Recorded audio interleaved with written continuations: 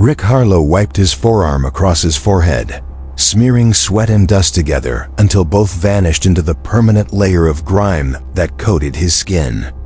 Above him, Neoval's paired suns burned without mercy, flooding the empty streets with pale gold heat that seemed determined to crush whatever spirit he had left. 6 months stranded on Tarion had hollowed him out. Every morning began the same way, walking past the corpse of his former life.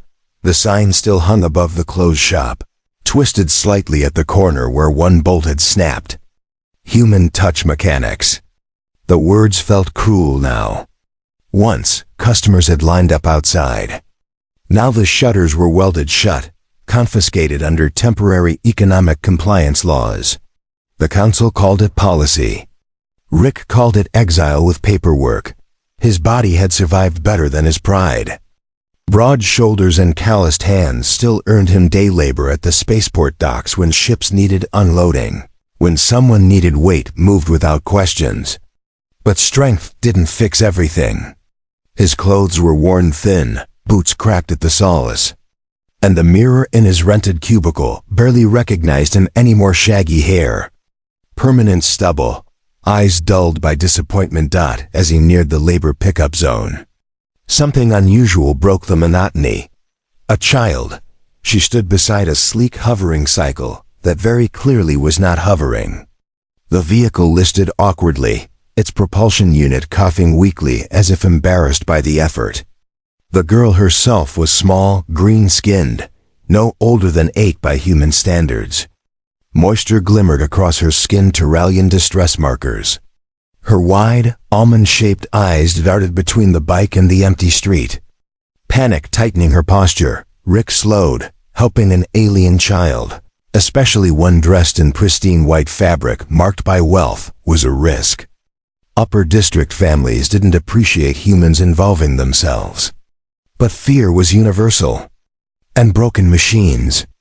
Well, those spoke his language. "Hey," he called gently, stopping several steps away and raising his hands so she could see them. "Looks like your ride's having a bad day." She flinched, clutching the handlebars tighter, pupils expanding sharply. Full fear response. Rick crouched, making himself smaller. "It's okay. I fix things, or used to." He pointed at the bike. "Mind if I look?" Silence. He tried again, tapping his chest. "Rick," then mimed tools, a repair, and finally held up his fingers in a circle. "Free," her head tilted. Curiosity edged past fear. She stepped back. Rick moved carefully, kneeling beside the jet cycle. It took him seconds to spot the issue. The primary flux stabilizer had shaken loose, throwing the anti-grav system into chaos. Simple fix, if he'd had access to his shop. He scanned the street and spotted a public maintenance panel. With a muttered apology to municipal regulations, he pried it open and liberated a basic multi-tool. 2 hours passed. The suns climbed higher. Sweat soaked his shirt. The tool bit into his palm. But Rick worked steadily, improvising, adjusting, compensating. The girl edged closer as he talked, explaining systems she probably didn't understand, just filling the silence with something calm and human. Finally, the engine hummed smoothly. The bike lifted, balanced, perfect. Rick leaned back. "There we go." The girl's face transformed, pure joy, no translation needed. She touched the hovering frame like it might vanish if she blinked. "Go on," Rick said. Stepping aside, she mounted carefully. That's when the black hover vehicle screamed to a halt. Rick stiffened. The door opened and a tall Tyrallian male stepped out. Authority radiating from him like gravity. The darker green skin. Tailored suit. Eyes sharp with fury. Rick swallowed. The girl squealed happily and pointed between Rick and the floating bike. Chattering and delighted Tyrallian clicks. Confusion replaced anger on the man's face. "You repaired it?" he asked in flawless English. Rick stood, wiping his hands on his pants. "Yes, sir. Just a loose stabilizer." "And you charged her?" "No." The man studied him for a long moment. "I am Counselor Theron Voss," he said at last, extending his hand. "You have my gratitude." Dinner was not optional. By sunset, Rick found himself riding automated transport into the Emerald District, access card heavy in his pocket. Towers of crystalline green rose around him, glowing softly as evening fell. He arrived feeling painfully out of place. Freshly washed but still unmistakably poor. Inside the counselor's residence, art and history lined the halls. Vos explained his role, casually head of interplanetary relations. Rick understood immediately who had signed the sanctions. Neri, the little girl, ran to him, animated, projecting holographic schematics from a toy device. Voss watched quietly. "She hasn't spoken this much since her mother died," the counselor said. Later, another presence entered the room. Nia, older, poised, emerald skin deeper than her sister's, amber eyes sharp with intelligence. She wore clothing inspired by human fashion, confidence radiating from her stance. "So you're the mechanic," she said, stepping closer than etiquette allowed. Rick felt it immediately. The spark. Dinner passed in conversation. Offers were made. Sanctions quietly questioned. Rick's shop restored. Contracts promised. He accepted. What followed changed everything. The shop reopened within a week. Better than before. Work flooded in. But it was Nia who reshaped his world most profoundly. Her curiosity, her wit, her unapologetic interest in him. Lessons began formally.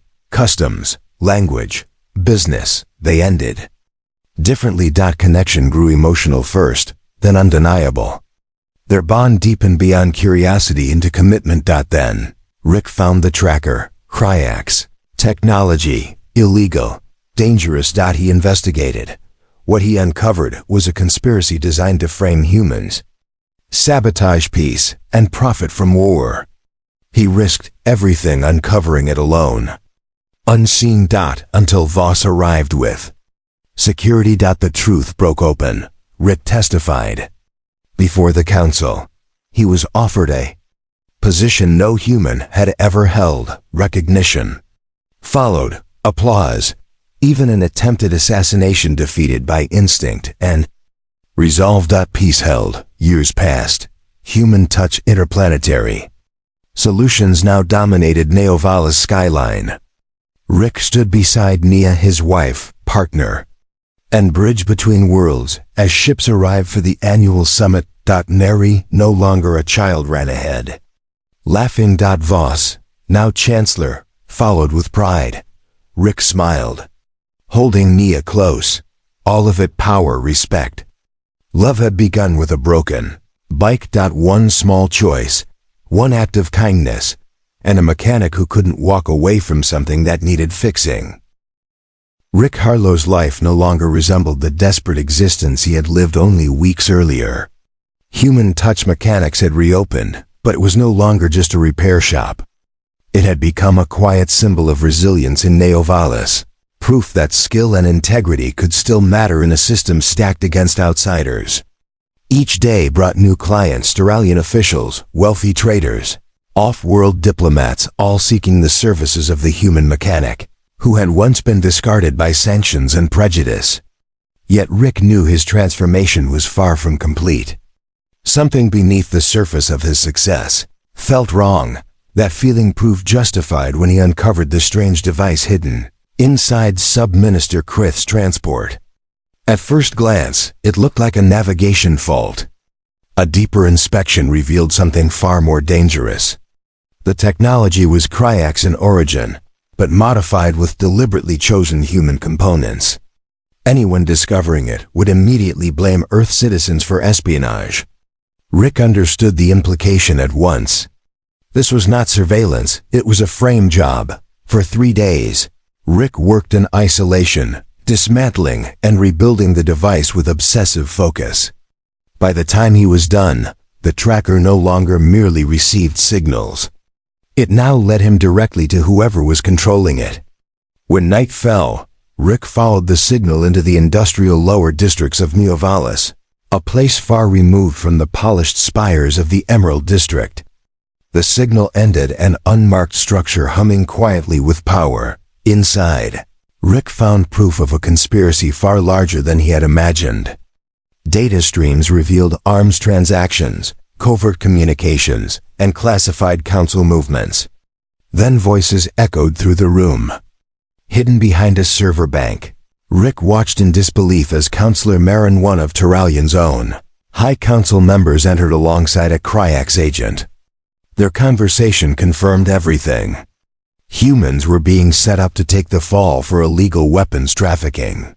Once blamed, they would be expelled, sanctions reinstated, and opposition eliminated. Rick recorded everything, but a single careless movement gave him away. Before Marin could reach him, security forces stormed the room. Counselor Voss himself led them. The conspirators were arrested on the spot. Rick emerged slowly, data chip in hand, fully aware that his life might have ended there if timing had been even slightly different. Voss looked at him not with anger, but with something close to respect. Nia had told her father everything. The fallout was immediate. Evidence presented to the High Council was undeniable. The conspiracy had targeted humans deliberately, exploiting existing fear and resentment. Rick was summoned to testify.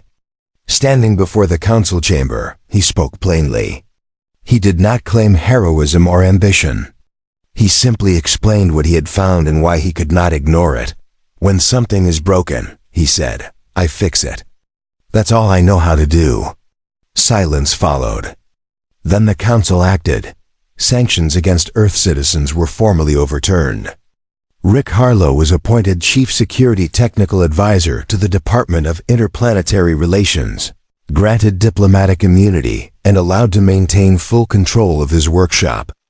Human Touch Mechanics was designated an interspecies technology hub.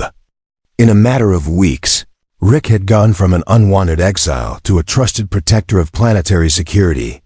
During the public recognition ceremony, an extremist attempted an attack, screaming anti-human slogans as he charged the platform.